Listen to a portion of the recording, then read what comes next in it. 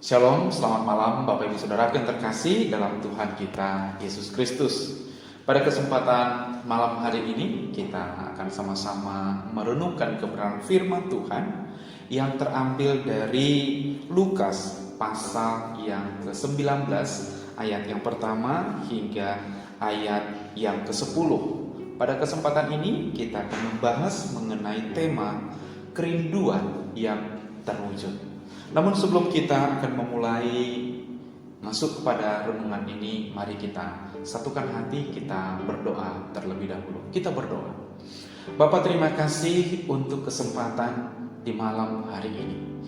Kami boleh bersama-sama bertemu dalam suatu persekutuan melalui renungan kebenaran firman-Mu. Tuhan, Kau menolong setiap umat-Umat-Mu. Bahkan pada saat kami masuk ke dalam persekutuan ini, biarlah kiranya hikmat damai sejahtera yang daripada Tuhan mengalir atas setiap kami, mengalir atas setiap umat-Umat-Mu, sehingga kami boleh mendapatkan sesuatu dari kebenaran firman-Mu. Terima kasih Bapa, dalam nama Tuhan Yesus Kristus kami siap mendengarkan firman-Mu. Kami berdoa. Amin. Mari Bapak Ibu Saudara yang terkasih dalam Tuhan kita Yesus Kristus, sama-sama kita membuka Alkitab kita dari Injil Lukas pasal yang ke-19 ayat yang pertama hingga ayat yang ke-10. Demikian bunyi firman Tuhan. Yesus masuk ke kota Yeriko dan berjalan terus melintasi kota itu. Di situ ada seorang bernama Sakeus, kepala pemungut cukai, dan ia seorang yang kaya.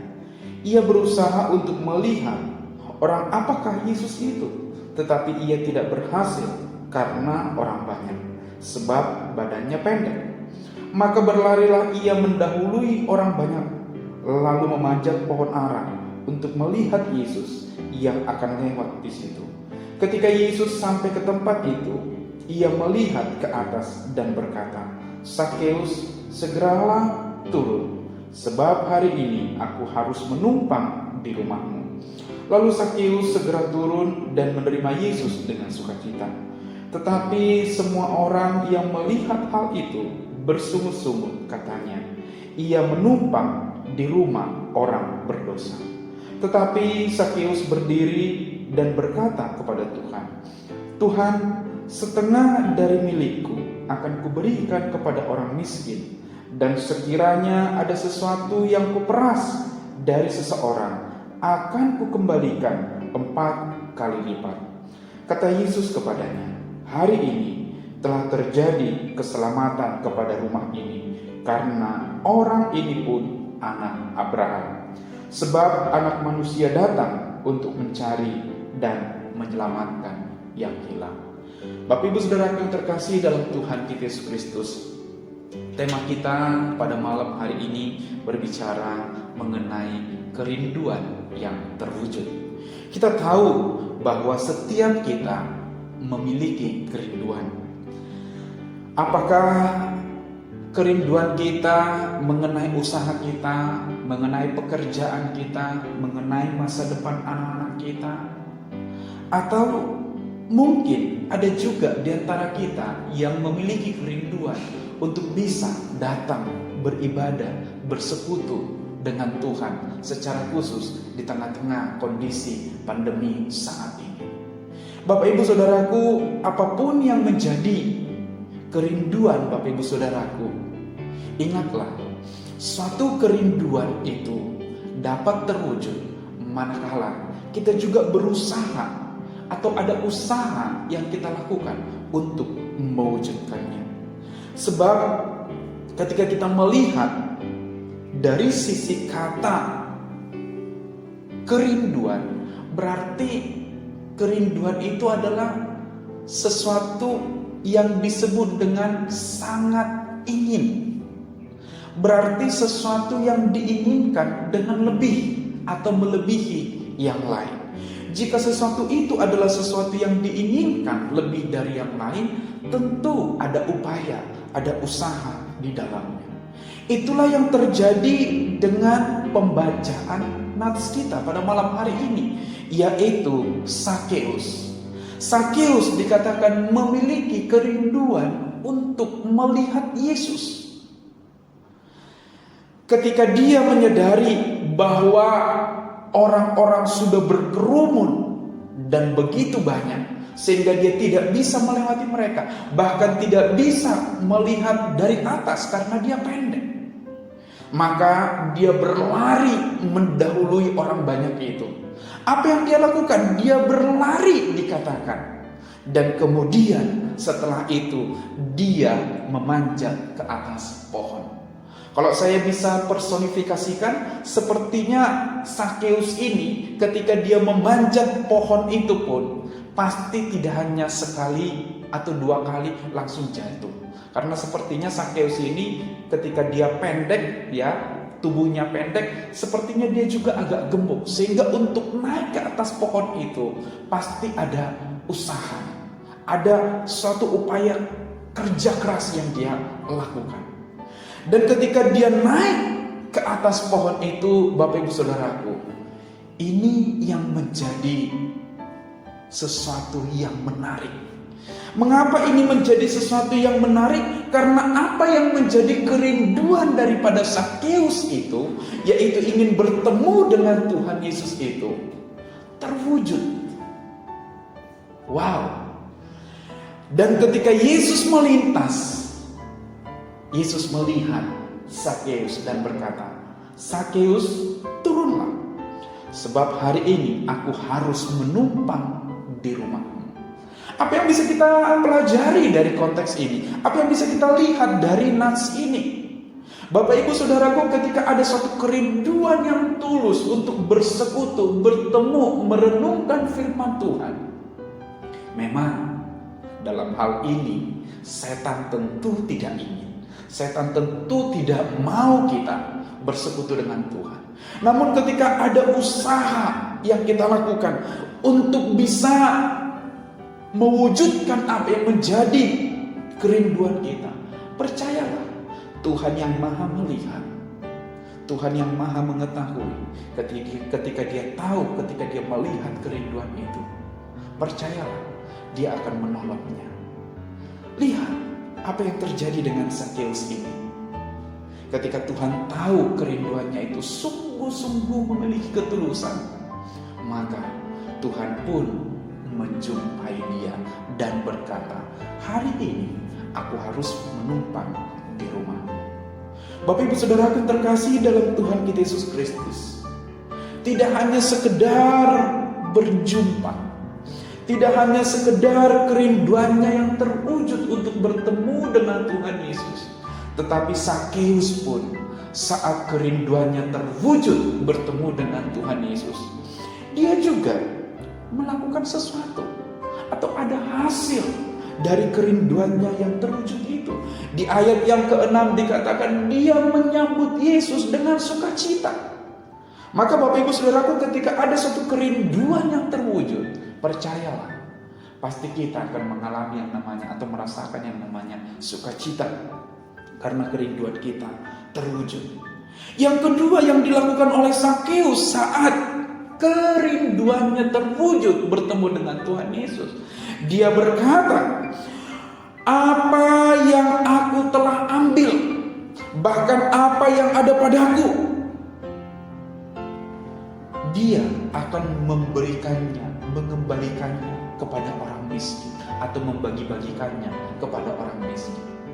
Di sini Bapak Ibu Saudaraku jelas ada konsep yang berubah.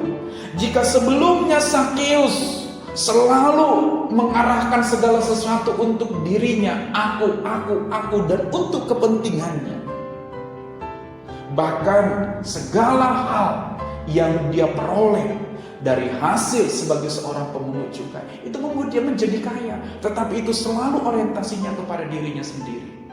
Namun saat dia bertemu dengan Yesus, dia mau berbagi.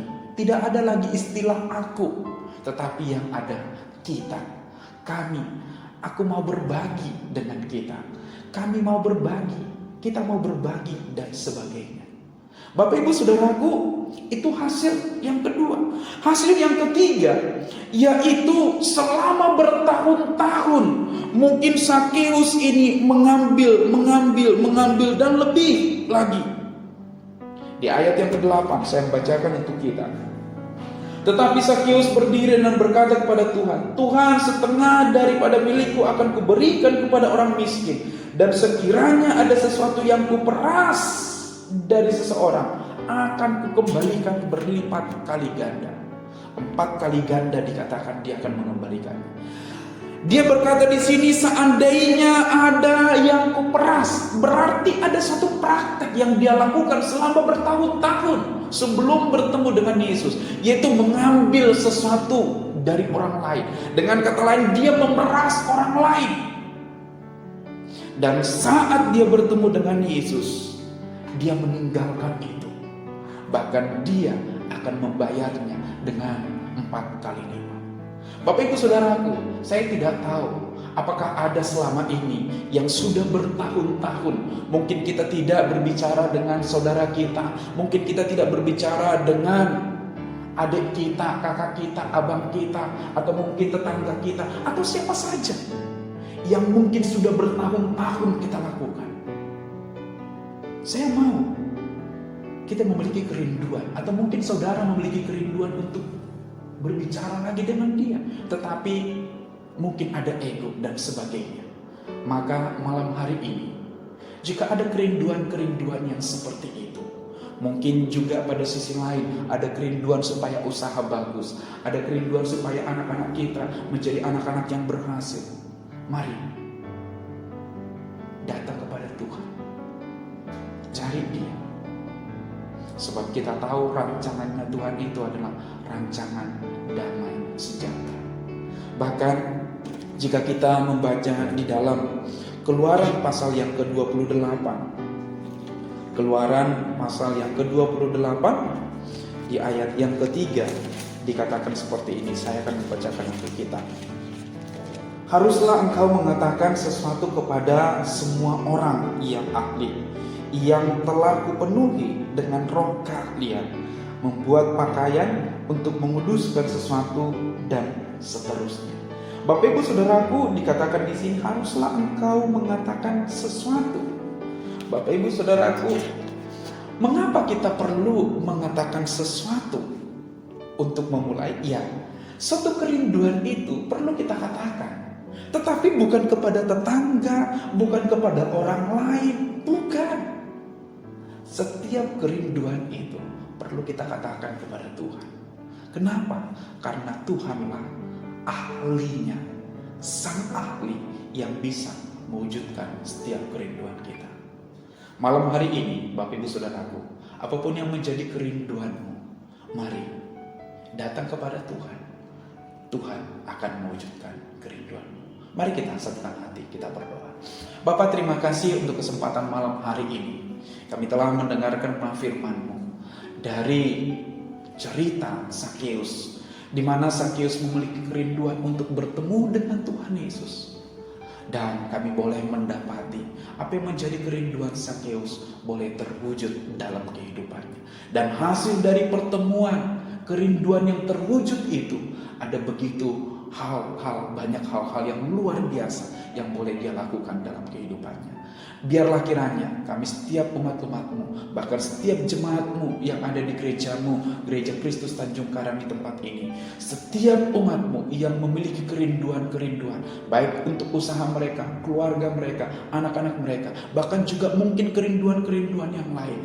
Tuhan, aku berdoa dalam nama Tuhan Yesus Kristus, Engkau akan menemui mereka, Engkau akan membuat terwujud setiap kerinduan-kerinduan mereka. Terima kasih Bapa. Dalam nama Tuhan Yesus Kristus kami berdoa dan mengucap syukur. Amin.